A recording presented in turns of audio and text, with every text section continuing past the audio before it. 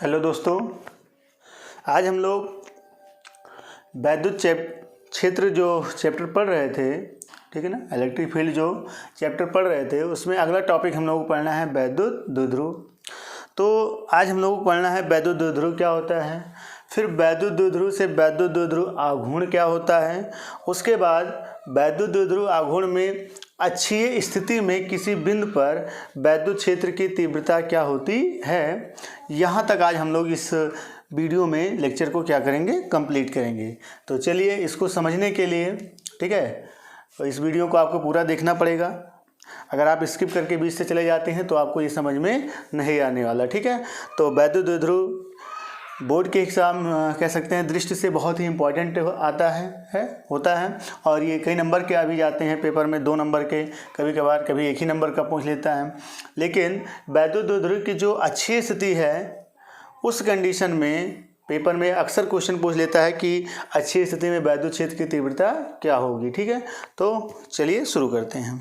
देखिए, सबसे पहले हम लोगों को जानना है कि वैद्युत द्विध्रुव होता क्या है, ठीक है, नाम से। देखिए, वैद्युत द्विध्रुव क्या होता है, एक सिस्टम होता है। क्या होता है, एक सिस्टम होता है, अर्थात निकाय होता है, ठीक है। एक निकाय होता है जिसमें क्या होता है कि 2 समान परिमाण के चार्ज होते हैं, ठीक है।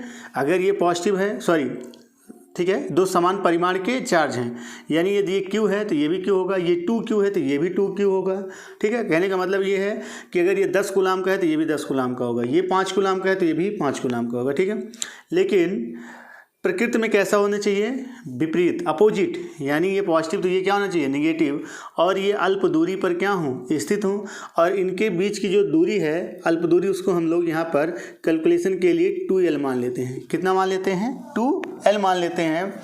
तो ऐसा जो सिस्टम बन रहा है, ऐसा जो निकाय बन रहा है, इसी को ही हम लोग नाम देते हैं वैद्युत द्विध्रुव, ठीक है। क्लियर हो गया। क्या होता है कि वैद्युत द्विध्रुव एक ऐसा निकाय होता है, परिभाषा आप लिख सकते हैं कि वैद्युत द्विध्रुव एक ऐसा निकाय होता है जिसमें 2 समान परिमाण के, देख रहे हैं ना, 2 समान परिमाण के परंतु विपरीत प्रकृति के, यानी एक पॉजिटिव तो एक निगेटिव, विपरीत प्रकृति के आवेश, ठीक है, ये दोनों आवेश अल्प दूरी पर स्थित हों, तो ऐसे निकाय को वैद्युत द्विध्रुव कहते हैं। क्लियर हो गया। क्या बताया गया वैद्युत द्विध्रुव, कि वैद्युत द्विध्रुव एक ऐसा निकाय है जिसमें 2 समान परिमाण के परंतु विपरीत प्रकृति के आवेश अल्प दूरी पर स्थित होते हैं, ऐसे निकाय को वैद्युत द्विध्रुव कहते हैं। क्लियर हो गया। चलिए, ठीक है, नोट कर लीजिएगा। परिभाषा क्या होता है, लिख दे रहे हैं। ऐसा निकाय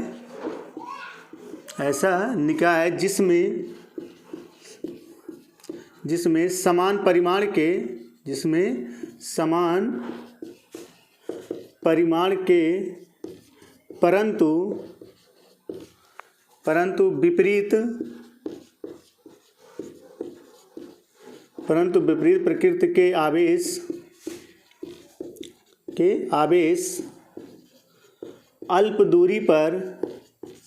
अल्प दूरी पर स्थित हों, ठीक है। तो ऐसे निकाय को क्या कहते हैं, ऐसा लिख लीजिए। ऐसा निकाय जिसमें समान परिमाण के परंतु विपरीत प्रकृति के आवेश अल्प दूरी पर स्थित हों, तो ऐसे निकाय को वैद्युत द्विध्रुव कहते हैं। तो ऐसे निकाय को वैद्युत द्विध्रुव कहते हैं। क्लियर हो गया। तो वैद्युत द्विध्रुव कुछ भी नहीं है, बस एक सिस्टम होता है, एक निकाय होता है जिसमें समान परिमाण के परंतु विपरीत प्रकृति के आवेश अल्प दूरी पर स्थित होते हैं, तो ऐसे ही निकाय को हम लोग कहते हैं वैद्युत द्विध्रुव, ठीक है। क्लियर है। चलिए आगे बात करने चल रहे हैं। अब वैद्युत द्विध्रुव के गुण समझ लेते हैं। कुछ प्रॉपर्टीज होती हैं इलेक्ट्रिक डायपोल की, ठीक है, उनकी बात कर लेते हैं। तो हेडिंग लगा लीजिए, वैद्युत द्विध्रुव के गुण, ठीक है, प्रॉपर्टीज ऑफ इलेक्ट्रिक डायपोल, ठीक है। पहला गुण क्या है, देखिए, पहला गुण ये है कि अगर ये पॉजिटिव चार्ज और ये निगेटिव चार्ज ये अल्प दूरी पर स्थित हों, तो ऐसे निकाय को हम लोग क्या कहते हैं, वैद्युत द्विध्रुव, ठीक है। तो वैद्युत द्विध्रुव में क्या है कि वैद्युत द्विध्रुव में दोनों आवेशों को, ये आवेश और ये आवेश, दोनों आवेशों को मिलाने वाली रेखा को ही हम लोग क्या कहते हैं, वैद्युत द्विध्रुव की अक्ष कहते हैं। क्लियर हो गया, यानी ये रेखा क्या कहलाती है, वैद्युत द्विध्रुव की अक्ष, ठीक है। और इनके बीच से यहाँ से जो पॉइंट जाएगी इसे हम कहते हैं वैद्युत द्विध्रुव की निरक्ष, इसे क्या कहते हैं, निरक्ष, ठीक। इसे क्या कहते हैं, वैद्युत द्विध्रुव की अक्ष। क्लियर हो गया, इसे ये रेखा वैद्युत द्विध्रुव की अक्ष और ये रेखा वैद्युत द्विध्रुव की निरक्ष कहलाती है, ठीक है। ये पहला पॉइंट।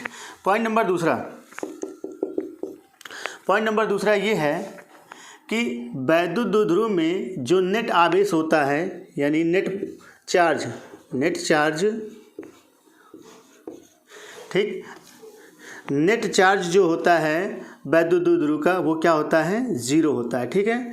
यानी कह सकते हैं Q नेट इक्वल टू 0। कैसे, देखिए यहाँ पर पॉजिटिव तो यहाँ पर निगेटिव, तो यानी प्लस पॉजिटिव और माइनस निगेटिव दोनों कैंसिल होकर के क्या आ जाएंगे, 0। तो अगर आपसे कोई पूछे कि वैद्युत द्विध्रुव पर कुल आवेश कितना होता है तो आप क्या बताएंगे, 0 बताएंगे, यानी 0 होता है। लेकिन वैद्युत द्विध्रुव के कारण, ठीक है ना, यहाँ पर अगर नेट इलेक्ट्रिक फील्ड पूछा जाए वैद्युत क्षेत्र तो वो 0 नहीं होता है, ठीक है ना। क्यों नहीं होता, क्योंकि कुछ इसका अपना होगा, कुछ इसका अपना, इन दोनों के कारण यहाँ पर तो 0 हो सकता है, ठीक है, इलेक्ट्रिक फील्ड। लेकिन अगर नेट की बात किया जाए तो नेट इलेक्ट्रिक फील्ड 0 नहीं होगा। यहाँ तक क्लियर हो गया। तो ये दूसरा गुण था कि वैद्युत द्विध्रुव, ठीक है, पर जो नेट आवेश होता है वो 0 होता है, लेकिन नेट वैद्युत क्षेत्र 0 नहीं होता है, ठीक है। चलिए, नोट हो गया। चलिए, ये थे वैद्युत द्विध्रुव के कुछ प्रॉपर्टीज, गुण। अब हम लोग बात कर लेते हैं अगला, वैद्युत द्विध्रुव का आघूर्ण, ठीक। वैद्युत द्विध्रुव का आघूर्ण, वैद्युत द्विध्रुव का आघूर्ण, इलेक्ट्रिक डायपोल मोमेंट, इसको हम लोग क्या कहते हैं, इलेक्ट्रिक डायपोल मोमेंट, ठीक है। चलिए, वैद्युत द्विध्रुव का आघूर्ण, ये हो गया, ठीक है। अब देखिए वैद्युत द्विध्रुव का आघूर्ण क्या होता है। देखिए आघूर्ण होता क्या है, अगर आघूर्ण आप लोग पढ़े होंगे क्लास 11th में फोर्स वाले चैप्टर में क्या था कि अगर दो फोर्स, ठीक है ना, दो फोर्स कहीं लग रहे हों, वो कैसे हों, डायरेक्शन में तो अपोजिट हों लेकिन मैग्नीट्यूड में क्या हों, बराबर हों। यानी किसी पॉइंट पर दो फोर्स ऐसे लग रहे हों जो परिमाण में बराबर और दिशा में क्या हों, विपरीत हों, ठीक है। तो आघूर्ण वहाँ पर कैसे ज्ञात करेंगे, तो दोनों जो फोर्स लग रहे हैं उन फोर्सों में से कोई एक फोर्स का परिमाण, यानी एक बल का परिमाण, और उनके बीच का जो डिस्टेंस है उसी को हम लोग क्या कहते हैं, आघूर्ण कहते हैं। जैसे हम यहाँ पर ये मान लें, ये दो पॉइंट हैं, ये कोई मान लीजिए स्टिक है, छड़ है, ठीक है। तो एक पर यहाँ पर फोर्स लग रहा है F1, यहाँ पर एक फोर्स लग रहा है F1, दोनों पे यानी फोर्स समान लग रहा है, यहाँ पर F लग रहा है, यहाँ पर F लग रहा है, लेकिन इनके बीच की दूरी क्या मान लिया जाए, D। तो यहाँ पर वैद्युत आघूर्ण को प्रदर्शित करते हैं टाउ, और टाउ बराबर क्या होता है, दोनों बलों में से कोई एक बल, ठीक, और इनके बीच की दूरी अर्थात D, इन दोनों का जो गुणनफल होता है वही कहलाता है, बताइए, आघूर्ण। लेकिन यहाँ पर हमें क्या पढ़ना है, वैद्युत द्विध्रुव का आघूर्ण। तो वैद्युत द्विध्रुव का आघूर्ण क्या होता है, देखिए पहले यहाँ पर दो हम क्या बनाते हैं, द्विध्रुव आघूर्ण बनाते हैं। तो ये मान लीजिए हमारे पास एक Q हो गया और एक ये चार्ज हो गया Q, ये पॉजिटिव और ये निगेटिव, इनके बीच की दूरी कितना है, 2L, इनके बीच की दूरी कितनी होती है, 2L। तो वैद्युत द्विध्रुव आघूर्ण क्या होता है, किसी वैद्युत द्विध्रुव का आघूर्ण ये होता है कि दोनों आवेशों में से किसी एक आवेश का परिमाण और इनके बीच की दूरी का गुणनफल क्या कहलाता है, वैद्युत द्विध्रुव का आघूर्ण कहलाता है। क्लियर हो गया। क्या बताया गया कि दोनों आवेशों में से किसी एक आवेश का परिमाण और इनके बीच की दूरी के गुणनफल को क्या कहते हैं, वैद्युत द्विध्रुव का आघूर्ण कहते हैं, ठीक है, नोट हो गया। चलिए, अब यहाँ पर वैद्युत द्विध्रुव आघूर्ण को हम किससे प्रदर्शित करते हैं, P से। तो P बराबर क्या हो जाएगा, हमने क्या बताया, वैद्युत द्विध्रुव आघूर्ण, दोनों आवेशों में से कोई एक आवेश का परिमाण अर्थात Q और इनके बीच की दूरी अर्थात 2L, ठीक है। तो P बराबर कितना आ जाएगा, 2QL, इसी को हम लोग कहते हैं वैद्युत द्विध्रुव का आघूर्ण। क्लियर हो गया। वैद्युत द्विध्रुव का आघूर्ण क्या होता है? दोनों आवेशों, ठीक है, में से कोई एक आवेश और इनके बीच की दूरी का, ठीक है, गुणनफल क्या कहलाता है? वैद्युत द्विध्रुव का आघूर्ण कहलाता है। P बराबर कितना होता है? 2QL। चलिए अब यहाँ पर बात करते हैं वैद्युत द्विध्रुव कौन सी राशि, इसको मान लेते हैं A, इसको मान लेते हैं B, ठीक है। चलिए मान लेते हैं कि ए प्लस चार्ज पॉइंट ए पर है और माइनस चार्ज पॉइंट बी पर है। अब ये वैद्युत द्विध्रुव एक सदिश राशि है कि अदिश? तो ये एक सदिश राशि है, इसको याद कर लीजिएगा। ये कौन सी राशि है? सदिश राशि है। अच्छा, इसका मात्रक क्या होगा आप बताइए? मात्रक देखिए, क्यू आवेश और बीच की दूरी क्या है? लंबाई है। लंबाई का मात्रक क्या होता है? मीटर। तो इसका मात्रक होता है, आवेश का मात्रक क्या होता है? कूलाम, ठीक है, और दूरी का मात्रक मीटर। तो इसका मात्रक होता है कूलाम इंटू मीटर, ठीक है। अच्छा, बीमा क्या हो जाएगी? बीमा देखिए, कूलाम की बीमा 80 और दूरी की बीमा L, तो इसकी बीमा क्या हो जाएगी? ATL, ठीक है, नोट कर लीजिए, ये होता है ATL।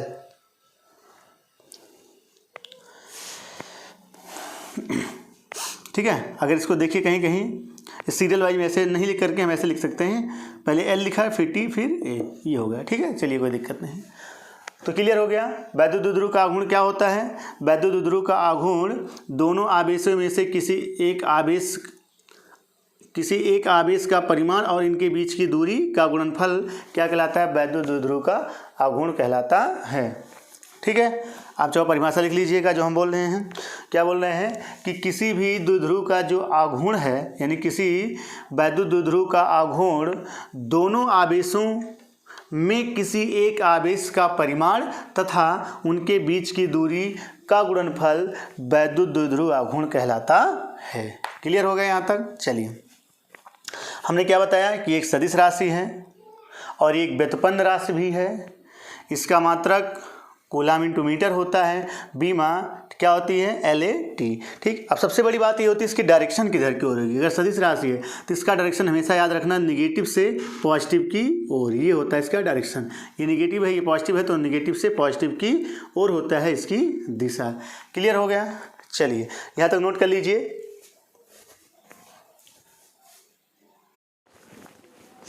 चलिए बच्चों, तो यहाँ तक नोट हो गया होगा। चलिए इसके बाद आगे बात करते हैं। देखिए वैद्युत द्विध्रुव के कुछ एग्जाम्पल जान लीजिए। जैसे आपका HCl है, ये वैद्युत द्विध्रुव का एग्जाम्पल है।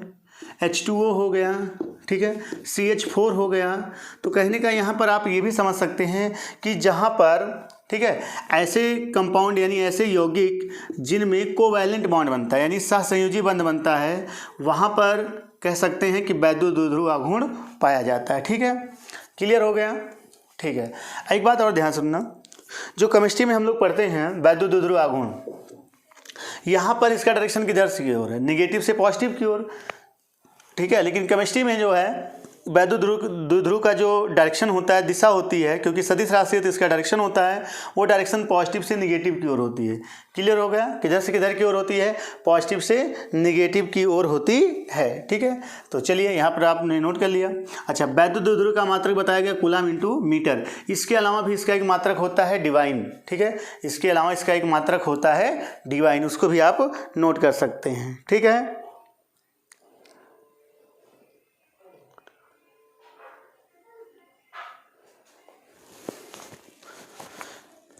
नोट हो गया? चलिए, इसका एक अन्य मात्रक है वैद्युत द्विध्रुव का, वो क्या है? डिवाई था, डिवाई, ठीक है, नोट कर लीजिए, डिवाई। मिटा दिया जाए। चलिए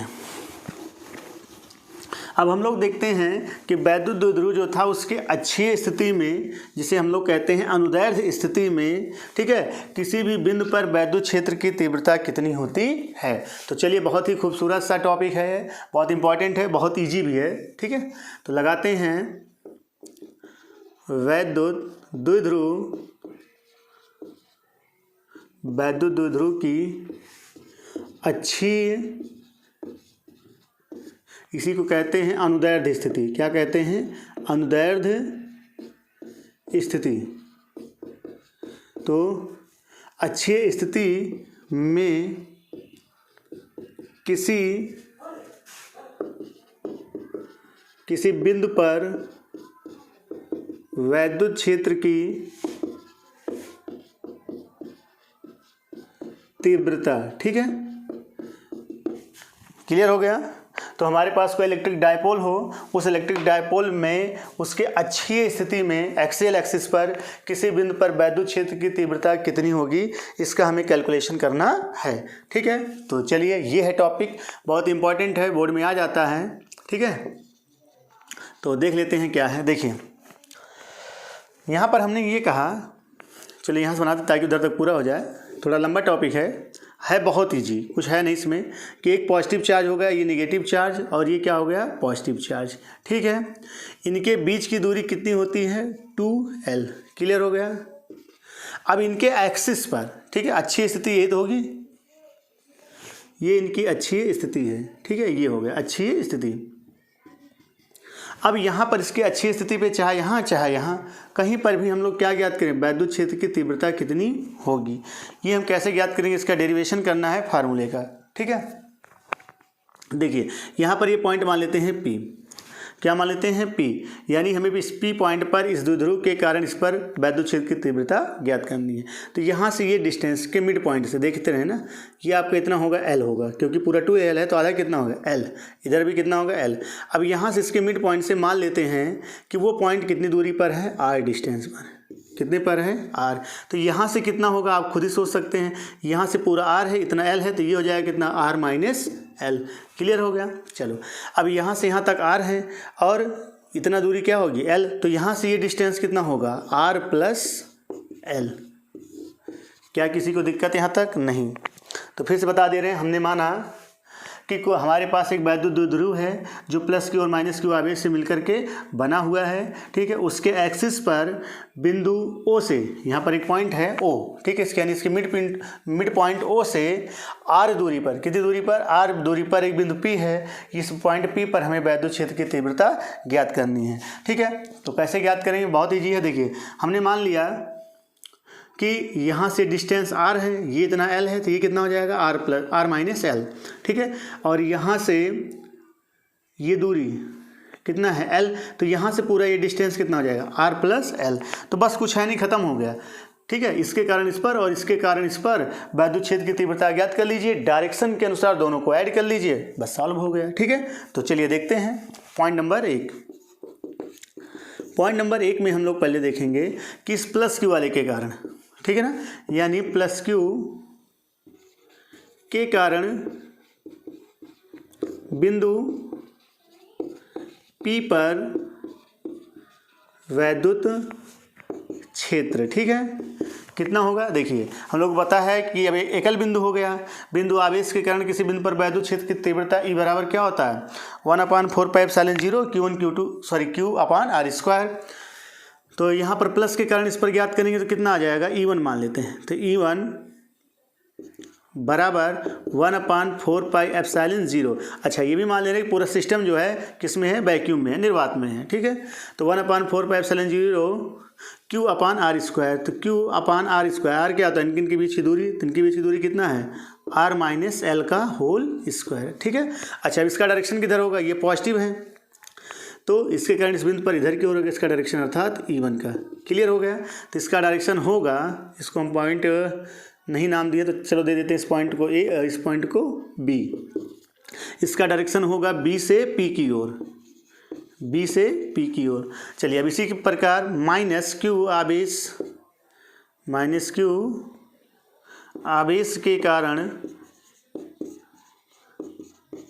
आवेश के कारण बिंदु P पर वैद्युत क्षेत्र, ठीक है, वो कितना होगा, मान लेते हैं E2 बराबर 1/4πε0 Q/R²। अब यहाँ से डिस्टेंस कितना है, R प्लस L का होल स्क्वायर। अच्छा इसका डायरेक्शन क्या होगा, ये इसके कारण इस पर ज्ञात करें तो ये नेगेटिव है, नेगेटिव की ओर डायरेक्शन होता है, अर्थात इसका डायरेक्शन इधर की ओर होगा E2 का।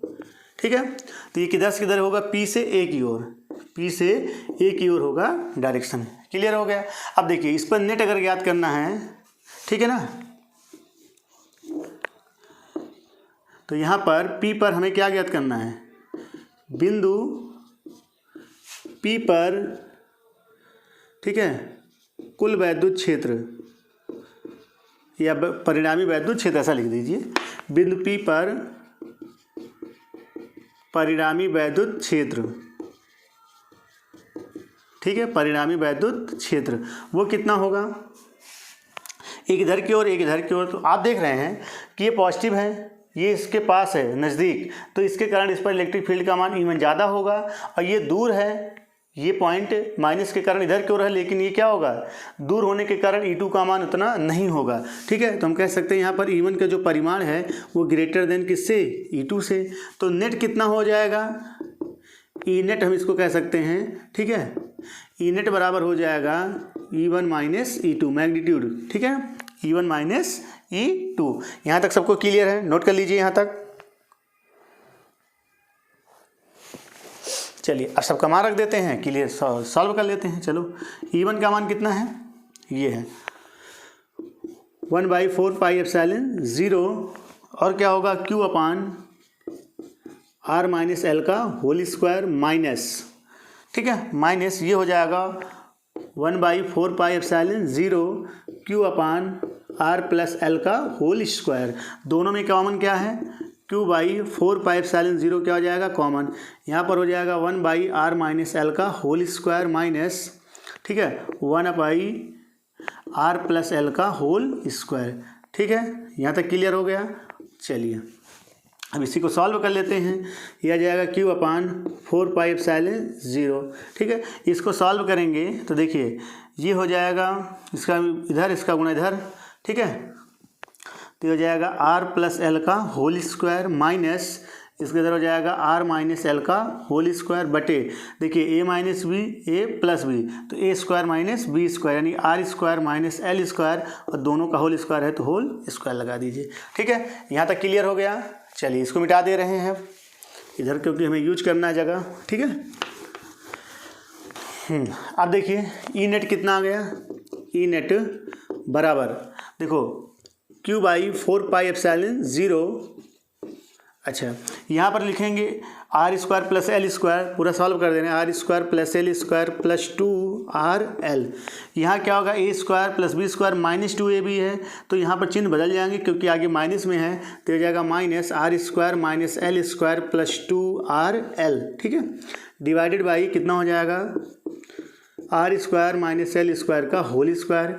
इसमें ये R स्क्वायर से R square cancel, L square से L स्क्वायर कैंसिल, तो ई नेट हमारे पास आ जाएगा Q/4 पाई एप्सिलॉन 0, ऊपर 2 और 2 मिलके 4 हो जाएगा, यानी 4RL divided by R square, ठीक है, प्लस माइनस L स्क्वायर का होल स्क्वायर, ठीक है। और बी नो डैट हम जानते हैं कि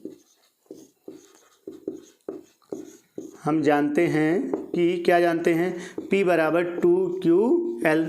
तो देखो ई नेट कितना आ जाएगा, देखो ये हो जाएगा 1/4 पाई एप्सिलॉन 0, इतना कॉमन कर दो, यहाँ 4 है तो इसको लिख सकते हो 2 × 2, ठीक है, और कितना ये Q है, Q और L, ठीक है, और इंटू में क्या आ जाएगा, R बच रहा है, R कर दो, divided by R square minus L square का होल स्क्वायर। तो ये बराबर किसके आ जाएगा, देखो 1/4 पाई एप्सिलॉन 0, यहाँ पर बचेगा 2, ठीक, ये बदल जाएगा 2QL, किस में बदल जाएगा, P में, यहाँ हो गया P × R divided by R square minus L square का होल स्क्वायर, ये आ गया ई नेट, ठीक है। चलिए क्लियर हो गया, इधर मिटा दिया जाए। अभी थोड़ा सा और देखना आगे, देखिए, लेकिन आपको पेपर में यानी कि जब प्रूफ करना है किताब के अनुसार, तो यहाँ तक नहीं, थोड़ा सा और एजप्शन मान लेता है, ठीक है। क्या मानता है कि यदि, ठीक है, यदि R is greater than L, यानी कहने का मतलब ये है कि जो दोनों ध्रुवों के बीच की दूरी है, मतलब दोनों वैद्युत ध्रुव जो है उनके बीच की दूरी बहुत छोटी हो, किसकी तुलना में, जो हम उसके एक्सिस पर दूरी माने हैं उसकी तुलना में, तो यहाँ पर हम L को क्या कर सकते हैं, छोड़ सकते हैं, तो L का मान 0 हो जाएगा। तो ई नेट कितना आ जाएगा,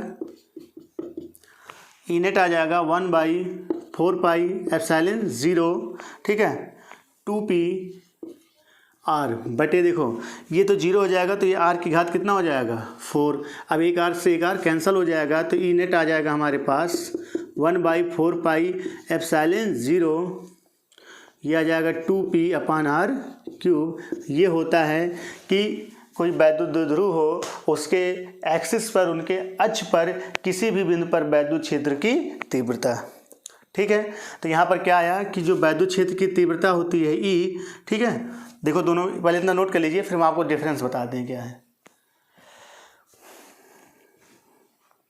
मिटा दिया जाए। चलिए देखिए, अगर हमारे पास कोई एकल पॉइंट होता, कोई एकल बिंदु होता, मतलब कि कोई एकल चार्ज होता ये Q, ठीक है, और इससे यहाँ पर R दूरी पर, ठीक है, कितनी दूरी पर, R दूरी पर ये पॉइंट P होता और यहाँ पर वैद्युत क्षेत्र ज्ञात करते तो E बराबर 1/4 पाई एप्सिलॉन 0 Q/ क्या आता R², ये आता। लेकिन यहाँ पर वैद्युत द्विध्रुव के कारण उसके एक्सिस पर R दूरी पर ये आ रहा है, ठीक है, तो हम कह सकते हैं कि यहाँ पर तो वर्ग का स्क्वायर है, लेकिन यहाँ पर क्या, मतलब कि यहाँ पर दूरी का स्क्वायर है, यहाँ पर क्या है, दूरी का तृतीय घात है, ठीक है ना, दूरी का कितना घात है, तृतीय घात है। इसका मतलब क्या हुआ, इसका मतलब ये हुआ कि अगर आप किसी आवेश से, किसी एकल बिंदु आवेश के से जो है जैसे से दूरी बढ़ते जाएंगे, ठीक है, वैद्युत क्षेत्र की तीव्रता उतनी तेजी से नहीं घटती जाएगी जितना वैद्युत द्विध्रुव में घटती जाएगी। क्लियर हो गया। तो चलिए इसी को नोट कर लीजिए। नोट हो गया। तो चलिए, हमने कहा था इस लेक्चर को यहीं पर क्या करते हैं, समाप्त करते हैं। अगले लेक्चर, ठीक है, अगला जो लेक्चर है वो बहुत इंपॉर्टेंट है, क्योंकि हम लोग क्या करेंगे, वैद्युत द्विध्रुव की निरक्ष में, या जिसे हम कहते हैं अनुप्रस्थ स्थिति में वैद्युत क्षेत्र की तीव्रता कितनी होती है उसका कैलकुलेशन करेंगे। ठीक है, तो उम्मीद करते हैं इस वीडियो को आप पूरा अंत तक देखे होंगे। ठीक है, धन्यवाद।